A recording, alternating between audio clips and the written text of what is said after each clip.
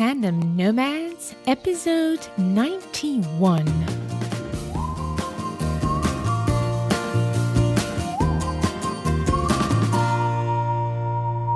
Hello, Nomad Nation. I am your host, Amel Deregi. I'm a business and marketing coach and the founder of Tandem Nomads, the entrepreneurship platform and podcast where you can find great inspiration and practical tips to build your portable business and thrive in your global nomadic life. And today's episode is all about LinkedIn. You only get one chance at making a first impression. These days, that impression is often made online. Your LinkedIn profile needs to nail that first impression no matter who's looking. Speaking of which, do you know how to get people to notice you on LinkedIn? And do you know if the right people are looking at your LinkedIn profile? So if not, I brought to you the right expert, Petra Fisher. Petra, are you ready for the ride? Yes, I am. Thanks for having me. I'm very happy to have you here. So Petra is a LinkedIn consultant. She takes the guesswork out of LinkedIn and helps you harness its full power to propel your business or career to the next level by creating a LinkedIn profile that tells the story of the professional you truly are. So Petra, this is just a very short of who you are. Could you tell us a little bit about your background, your story, and how you got to where you are today? Okay, yeah, sure. My background was actually completely different. It was in all different fields of social work. So I worked with young adults, I worked with drug users, I worked in women's shelters. And at some stage, I realized that what I liked most in every one of these jobs was the explaining stuff and explaining in a way that would empower my clients. So by the time I didn't want to be in social work anymore, I thought, well, I best become a trainer, because that still means you explain stuff to people in a way that they can then do it themselves afterwards. I started out as a social media trainer and soon realized I was way too lazy to keep on top of all the different types of social media. And that's when I chose LinkedIn, because I actually don't know why I chose that one, but at the time I liked it best and I still do. So yeah, that's me in a nutshell. Fabulous. And, you have this great, one thing about what you just said is that how you focus on one niche. And this is something that Nomad Nation, all of you have been listening for so long, you know how it is important to focus on one expertise, one niche. And Petra is one of those examples where she said, I was a trainer and I chose social media, and then I decided to focus on LinkedIn to be the most efficient and make an impact. So that's the first takeaway already here. And I know that you have an interesting story also about being yourself an expat at some point. And I love that story, how you end up focusing on a lot of expats in the Netherlands as you live in the Netherlands. So could you tell us a little bit about that real briefly? Real briefly. Straight out of high school, I went to the US for 6 months. So technically not really expat, but it was my first experience of being overseas for longer than a holiday. I came back, went to university, and decided to go back to the US, different location, for 6 months again. And then that travel bug started to get me. So I worked for a bit, did some backpacking. And then I moved to Australia, where I lived for 10 years. And the funniest thing happened. When I came back in the Netherlands, I was more Australian than Dutch. So in order to sort of be around people that understood me and that faced the same issues, I started moving into the expat world. First, just by joining a book club, just socializing. And slowly but surely, that's become my whole working life. Just, being in expat circles. And as I work through Skype a lot, it's actually not just people based in the Netherlands. They could be worldwide these days. Yeah, fine. So what are the main issues you find that expats have with LinkedIn, to jump right in the topic? Sure. Well, a lot of the time, you've all heard this saying, like, it's not what you know, it's who you know. And when you move to another country or the other side of the world, you sort of leave your network behind. Now, the good thing about LinkedIn is that it's quite easy to quickly rebuild your network and build a local network if you need it. The other thing is, if you had a major change, like either because of the move, maybe stayed home for a year or two or even longer to settle the family, or if you got this 180 career change, then people often struggle with that in their CV. But because on LinkedIn you have a bit more room to explain stuff, it doesn't have to be a problem at all. And that's one of the things that I like to show people, how you can deal with that. That's great. Yeah. I'm sure that all of you here know what is LinkedIn, but let's try now to summarize very briefly what are the big advantages of LinkedIn and what is actually LinkedIn.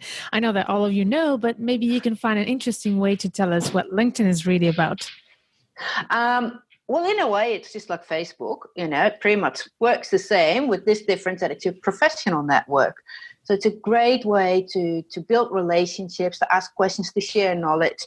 So it's a lot more than just entering your CV and all your contacts, your Rolodex. And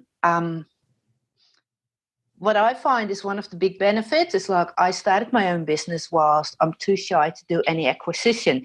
And LinkedIn's allowed me not to do any acquisition because I can share my expertise. And by doing so consistently, it takes a very short time for people to start approaching you. And that's one of the things I like, that you can be in business and don't have to be pushy or selly or anything, because you can just in a very genuine way share your knowledge, share your expertise, but you can target your audience. So that's the difference with Facebook. With Facebook, you can do the same, but people have to come to you. And on LinkedIn, you can sort of find the right people and interact with their posts. And so you get noticed. And if you do so by adding some value in the comments and sharing your expertise, then you start building really, really meaningful relationships. Yeah. I like the fact that you mentioned relationships, because I think that's at the end of the day the most important aspect of any business or any career, relationships. But how would you, okay, let's start from the beginning. How would you, what are for you the top elements to know about how to use best LinkedIn? A few things. I would treat it, definitely the information that you input, treat it differently than your CV. On a CV, people often just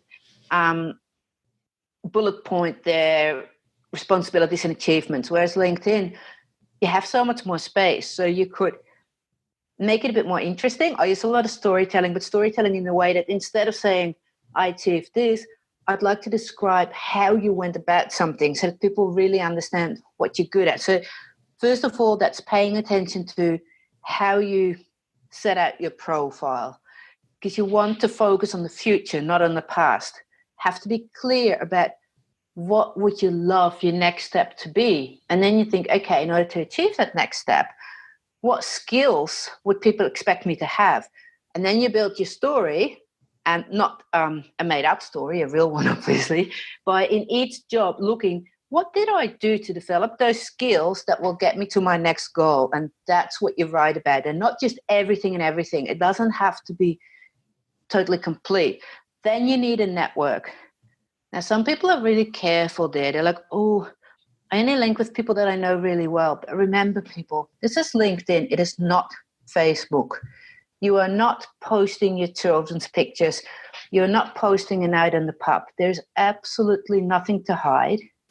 So nothing is stopping you from building a large network. I recommend just getting an Excel spreadsheet, make columns with family, friends, schoolmates, colleagues, sports, church, societies, and then think of every single person you can still remember. And you're just going to invite them on LinkedIn. But remember, LinkedIn is about building relationships, not just collecting numbers. So when you invite them, you personalize this invite.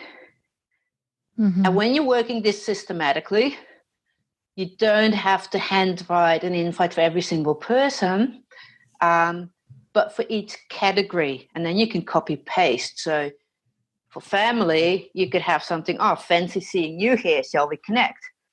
People you went to school with, you could say, oh, there's a blast from the past, shall we connect? But add something to it, because it's a start to building relationships. So these are the two main things you need, a profile and a network. And then it's all about starting to actively use it, engage, and another big difference between LinkedIn and Facebook. On Facebook, you like everything because you like it. I like crochet. So on Facebook, someone shows me something beautiful, I like it. On LinkedIn, you have to have a bit of a one-track mind. Because what happens now, people click on my posts because it's me. They just assume that it'll be good stuff. Because I've built that reputation. So I always talk about LinkedIn, networking, personal branding.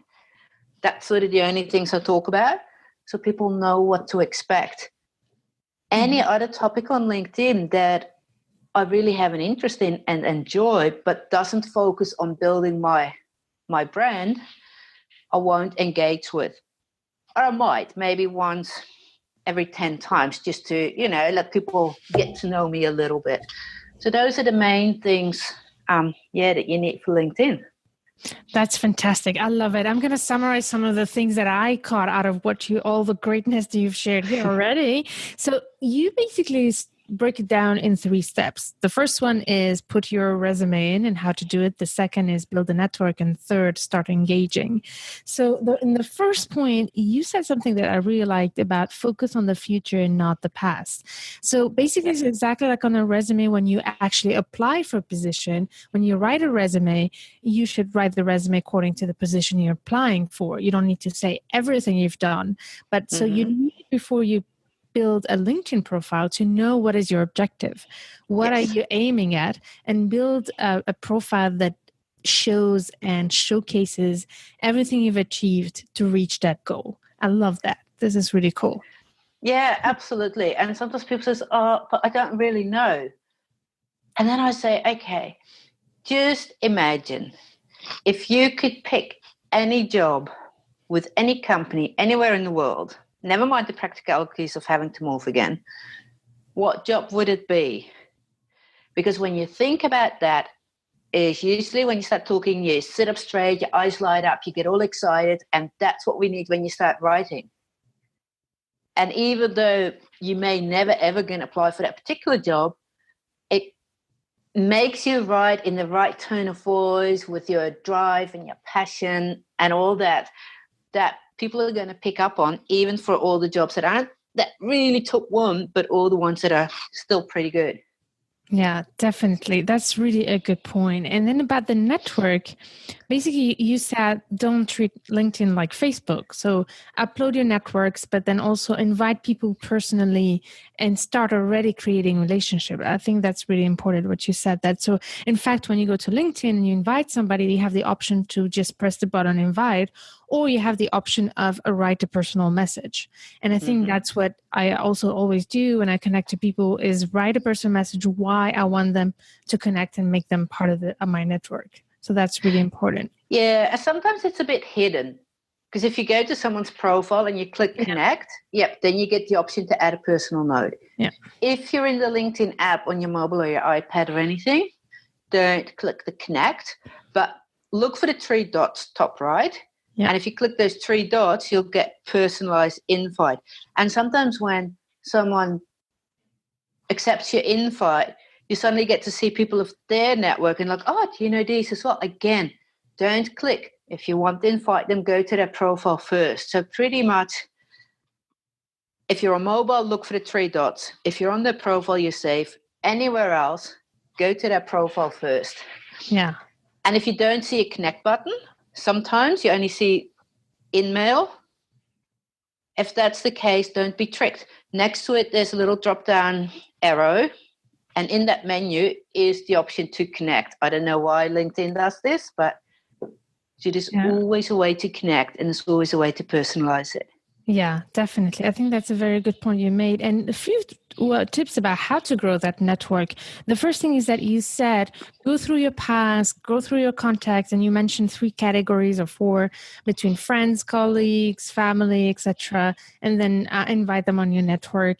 This I also noticed, and this is something that happens quite often, is when you go to a networking event, whenever you meet somebody, and I noticed that a lot of people do that with me. When I meet somebody in an event, they will immediately connect on LinkedIn. Do you have other ways to grow your network?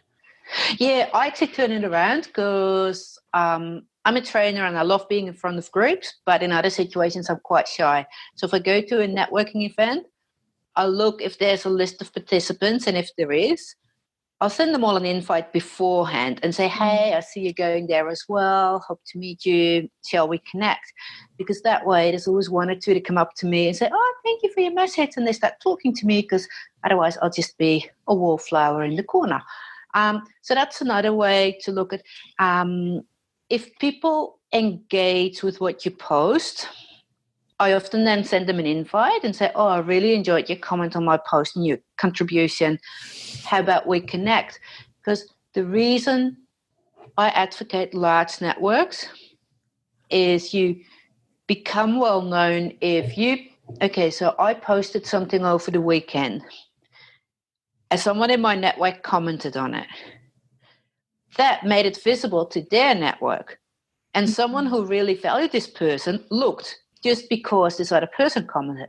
And then actually someone commented purely because they valued someone that I didn't know yet who came. And in 48 hours, I had 8,000 views.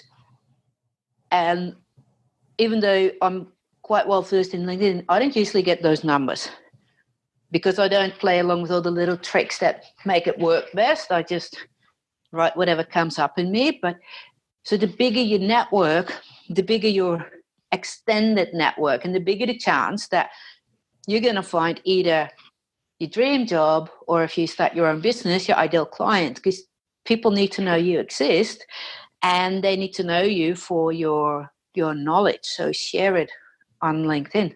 Yeah, definitely. So that's the third point about how to start engaging. And you made a very good point about engage and write about the topics that are aligned with your objective on LinkedIn. That's very important. Don't start going every direction, but really focus on your expertise and what you want people to know you for. Yeah, and sometimes you can stretch it a little bit. Like a few weeks ago, there was a picture that went viral on the news. It was the Dutch Prime Minister locking up his bike outside the Palace of the King because he rode his bike to visit the King. Now, I really liked that picture and wanted to share it, but of course it has nothing to do with LinkedIn. So I shared it by writing, this picture went viral, even though to the Dutch, it's not even newsworthy because of course he rides his bike. So think about this when you post on LinkedIn, what is stands out in one culture and may not be noticeable in other culture, and think about your audience. So I made that twist to share some valuable LinkedIn tip, even though I just wanted to share that picture because I thought it was quite funny. It went viral. Yeah, I think that's a good point. I mean, although you have to focus on what's your expertise, once in a while, it's nice to show the personal aspect, and so that people connect to who you are as a person on top of your professional side. I usually post something funny on the weekend, something lighthearted. Oh, that's cool. That's nice. That's a great idea. So those are already great tips. So I think at the end of the day, it's very important to sit down before even filling out our LinkedIn profile is to think about, okay, what is my target? What do I want people on LinkedIn to know me for? I think that's Absolutely. At the end of the day, the highest highlight right now, an important question to answer before even going on. Yeah. And that is also why I would suggest you always comment instead of like. Because liking something is not showing your expertise. Good point. If you comment, you can add value to the conversation and show your expertise. And especially if you add value, so not just saying, that's wrong and I know better. But if you add something, then you'll become known not just for your expertise, but also as this very nice person that's always sharing. Yeah. And commenting is also a way to grow your network, because when you comment, people want to know you more and connect with you, and vice versa. So don't be lazy and spend that time in putting your knowledge out there. Yeah. Absolutely. Yes. Fantastic. Before we go deeper now, I'd like to know, in terms of the business model of LinkedIn and the costs, what is LinkedIn's business model? Is it, and what time is it free and what time it's not, so that we can know exactly how it works, and what strategy you recommend for that? Okay, I recommend everybody just use the free version. Mm-hmm. I'd say you only take out a paid account if you're really into sales and really need to be able to dig deeper and do stuff. Otherwise, for most people, job seekers, sole entrepreneurs, I wouldn't recommend the paid version. It doesn't offer that much extra. A few things, for example, I have a paid version. Normally, you can see at any given time the last 5 people that viewed your profile. And I have a paid thing and I can see the last 3 months. But most people don't need that at all. And if you do, you just check twice a day instead of once a week.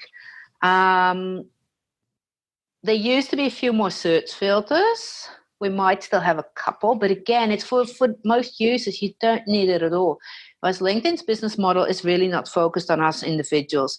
It's when they sell the recruiter package to the big corporates and, when they sell these packages that go into the thousands of dollars, not us users. So, I Because would never... the business model has changed quite a bit since the beginning. I noticed, at the beginning it was a lot about us paying a fee to connect with a certain number of people, etc. I did not follow up what happened recently. I know that it changed, but how many people on the free version can we connect with on a regular basis? Well, on a free version, you can build a network of 30,000 people.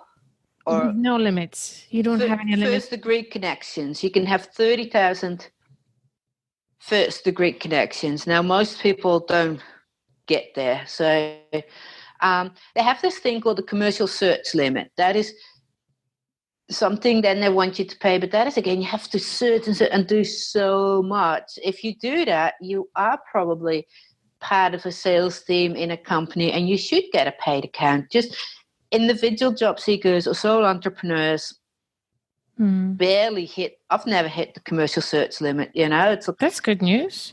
Yeah, so I don't think you need a paid account. That's good. And just clarify for me, please, because I noticed that sometimes if you want to check the profile of somebody, it does not show up or you have to pay or something like that. I don't remember exactly the sentence that I got. Is that still on? Yeah, you don't actually have to pay. They always sort of try and say upgrade to get this, that, and the rest of it. Sometimes it's more about building a bigger network because sometimes third degree connections, they're not fully visible. Okay. But then there's always ways around it because if you know a little bit about them, their exact job title or last name or whatever, you just search for them on Google and then from Google click on the LinkedIn result and then you still get to see the full profile. Interesting. Okay, so they're trying to trick us here. Yeah, I don't think it's tricking. There are some limitations, but I don't think they're limiting enough to warrant paying. Okay. Because it's not cheap, the paid account. Yeah. Wonderful. Okay, I just wanted to clarify that because it's been a while I did not pay attention to their different packages. So I know it evolved a lot. Wow, fantastic. So in terms of what are the biggest mistakes you've seen people do on LinkedIn? I think we always learn from mistakes. So let's go. Okay. A distracting profile picture. You know, when we wonder whose hand is that we can just kind of see, or there's so much happening in the background that you're thinking, what's that? What am I looking at? Is that like in a bar or is it on the beach? It's like, I don't know. So a profile picture should just have you and you only and a reasonable quiet background, but also to me, LinkedIn is a conversation. When I'm reading your profile, effectively I'm asking you, what are you doing? And when I ask you a question, not in every country, but in most cultures, we make eye contact when we talk to each other. So people that have a profile picture with a very dreamy looking the other way, it feels like I'm fisting your profile and you're ignoring me. Yeah. So that's one of my big pet hates. Then a fairly new one, we can now add a banner to the top of our profile. Okay. If you don't do it, LinkedIn puts their default one there and it's blue and it's got dots and lines that are connecting them. So they represent the network, but doesn't say anything. But then what some people do, they add a banner just because they think it's a pretty picture. Again, that's Facebook. On LinkedIn, you want to send this message because the first things people see is your profile picture, your professional headline, and that banner. So they all need to strengthen the one message. And that also brings us to the next bit, and that is your professional headline. If you don't fill it in, it means that it just shows your current job and your current employer. Whereas it's one of the first things people see. You've got 120 characters. Well, that's including spaces. But that's still a fair bit. You can write a real good sentence stating what you do, who you do it for, and what your specialty is. And that is extremely important because, we're talking, someone might listen to that podcast, they might get curious, and instead of looking me up on LinkedIn, they put my name through Google, because that usually gets a lot more juicy bits, right? Mm-hmm. But in Google, your LinkedIn profile shows up as well, and that headline is fully visible, still on the search results of Google. Mm-hmm. So that is your prime real estate. So not writing something decent there is, one of the big mistakes people can make. So that headline is one of the first things we have to fill up. Are you talking about that? Just to write something picture. Yeah, so you have your profile picture, your banner, and your headline. Mm-hmm. That's the first impression people make, and on the internet it takes seconds. Yeah. So Nomad Nation, that's one thing that I want to focus on here, because like you said, it shows up on Google. So pay attention to that, Nomad Nation. Think about your headline, and if people search you on Google, what do you want them to find out about you in one sentence? And that's what you should answer by filling out that banner. Yes, absolutely. Couldn't have said it better myself. Yeah. Thank you. Fantastic. So those are some important mistakes that you mentioned here. The first one is the profile. The second one is the banner. I think it's really, going back to the picture, profile picture, I think it's really worth to just invest in a professional picture made for your resume and your LinkedIn profile. I really think it's worth it, so that I see so many pictures of people cropping, and I've done that, honestly, cropping their head out of a picture that was in a party or something. So really think about that, how you can look professional and like, always do not hesitate to invest yourself when it makes sense in yourself. So having a good picture is one of those things you have to invest in. Yeah. So, you've been working with some expats and some expat partners. One of the biggest issues is the gaps, those career gaps that we have. We have an episode with Anna Sparks and Tandem Nomads. So check Anna Sparks in the search bar of the website tandemnomads.com, and you'll find a lot of amazing insights on how to fill your gaps on your resumes. I was wondering if you had an insight specifically for LinkedIn. How do you help your clients fill those times in their career where they could not work because they either were abroad or were taking care of their families? What would you suggest in this case? Okay, so there's two ways to answer it. Because first of all, I'm thinking, well, why should that be a problem? Exactly. Why should you not have a gap? So one way to go about it is just leave the gap. And if anybody's curious, like, hey, what happened there? It's a good conversation starter, because they might ask. But I know that a lot of people are scared that people will try and fill in the blanks and not contact you. So if you do want to fill in the gap, I'd be totally honest. So don't worry if you were looking after the children or the family. There's no need to hide that. Or maybe you traveled as a spouse of someone who moved to another country and you didn't have a work permit first, or whatever the reason is. Be honest about that. But then think about what skills did you gain during that period, because you always gain skills.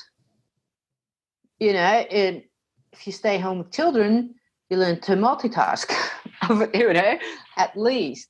But there's always something we're all human. We're always continually developing ourselves. So whether it be your time management skill, getting a family to run smoothly is project management.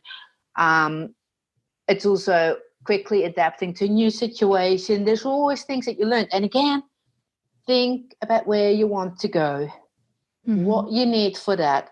And then think about that period that you looked at as a gap. But think, how did I develop myself there that is more aligned with where I want to go, and just describe it.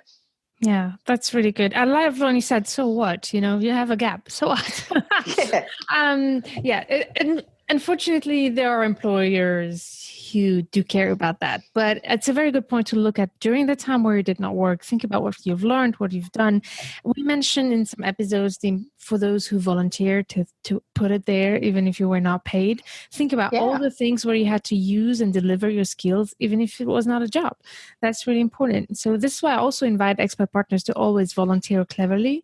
If you want to volunteer, do it, but do it in the areas where it can also help you complete your career and your resume. So, and you said something there about volunteer work. I always say it's called volunteer work for a reason. It's work. mm-hmm. You just don't get paid in money. Yeah. But what does it ask you to fill in on LinkedIn? Experience. So, of course, it's experience. Yes, there's a separate section for volunteer work. So if you do some volunteer work that you just did for fun or whatever reason and it doesn't build towards a brand, then you can put it in a separate section. But anything that strengthens where you want to go, by all means, put it in experience and not hidden in that volunteer section. Yeah, very good point. Yeah. So now let's see those who have a portable business and want to find clients through LinkedIn.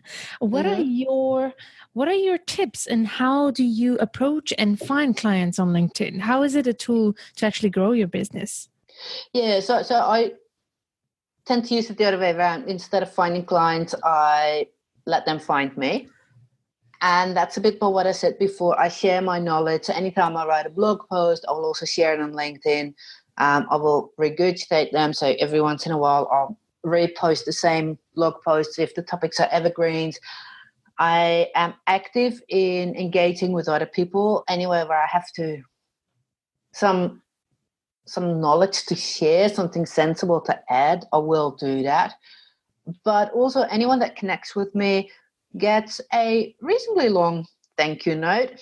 And in there, it also has the link to my free LinkedIn profile workbook, which of course is list building. So then they're on my email list. I'll have a Facebook group because it works better than LinkedIn groups where we talk about LinkedIn. So those links I always put in there. So I always engage with people. If people engage with my content, I invite them. But if you really wanted to find clients, then you got to use the search filters because you got to think out a bit of a strategy, but it's no different than searching for something on Google. You think broadly first, and then on the right side, there's filters, so you can narrow it down by location or language or something else. I'm not sure of all the search filters. But if you find people, then you got to engage with them. And you don't just have to invite them. If you go to someone's profile, you can see their recent activity. So you can see, did they post anything and comment on it and start engaging without being connected. Because then by the time you do want to connect, it's not cold calling anymore because you've already built a relationship. Super cool. I love that. Listen to that one, Nomad Nation. I've got a blog post on that topic somewhere. On my website, there's a blog post somewhere that's called How to Engage Before You Connect. I love that. So I'm going to put the link. If you can send it to me, I'll put the link of that blog post in the webpage of this episode because I love what you just said here. Engage people so that once you reach out, engage with people so that when you reach out to them, it's not a cold call anymore. People have already heard about you and it's like, who's this person who's trying to sell something? So I absolutely love that you focus on that part. You turn it around, you engage with people, you share value, you also invite them to download your free ebook, and you've already created a communication before you have something to sell and approach them. Hey, I could help you with that. So do you actually do that? Do you actually ever say, would you like my services? I'm really shortcutting the sentence here. No, I only offer all my free things. So like I said, I have a reasonably long reply, and in there it's like I sent the link to grab my free workbook. I sent the link to the Facebook group LinkedIn Tips also because I invited some other LinkedIn trainers to be a member of that group. So people can ask questions, and if I don't know the answer, someone else will know the answer. And I, as a sort of side, have this PS that says, I'm also on Twitter, if that's your cup of tea. And then I put, I love tea, because I like to show my personality. Because that way, if people are even mildly interested, they will grab the workbook, which puts them on my mail list, or they'll join the Facebook group. And then I'm always about starting building relationships, because then when people do need help, they'll contact me. But that's just me. I'm not a salesperson. I don't do acquisition. But I do everything I can think of to get people to get engaged with me. So by the time they need someone or someone else, I just got a really good job to work with this company overseas, and their opening line was, so-and-so recommended you. Now, so-and-so, I only know that name because I'm pretty sure he's been on my mail list for 4 or 5 years, but I've never, ever had any other engagement with this person, and yet they recommend me. So that's really how I operate. Yeah, this is fantastic. So focus on engaging and building your mailing list, sharing free resources, and that's way how people will come to you if they need you. So that's really great. One of my favorite tools of LinkedIn is LinkedIn publishing. Do you have, so tell me, what is your insight about LinkedIn publishing? It's not as good anymore as it used to be. Mm-hmm. You know, it's a lot harder to get exposure. Yeah. But if people visit your profile, they will always see your latest post. So that's good. And it's easy because you can just copy paste anything from your blog. There's always people that worry if you post the exact same content on different places of the web that Google will penalize you. But apparently that, as far as all my tech friends who know these things explained it, that doesn't happen. So you can do a direct copy paste from your website to LinkedIn. It allows formatting, pictures, videos, links. And I would always, telling myself now as well, add a little author bio down the bottom, even though normally on LinkedIn I always say, never ever talk about yourself in third person. That's your personal profile. If you publish posts, if you put a little author bio down the bottom, then it's quite natural to put links to your website and your social media. And the other thing is, what I absolutely hate is if people only write a little bit and then you have to click through to their website to read more. Because first it's in your home feed. You have to click to end up on the published article, and then you have to click again. But do link to related articles on your website. Or sometimes I just write a post that sort of puts the main principles from 3 of my related blog posts and say for step-by-step details and then link. So play with that a little bit, but don't make people unnecessarily click, click, click and not get anywhere.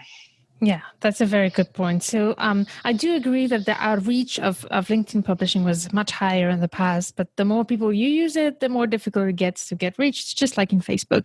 But what I like about it is that for those who have very B2B, for example, industries, or those who don't have a blog or who don't have the time to blog, I found it a very efficient way to start blogging and get warmed up with sharing knowledge, and that people find immediately, as soon as they find you on LinkedIn, immediately they see the kind of topics you are, because they won't see it if you're just commenting on, because you have the timeline. Would you call it timeline? Mm-hmm.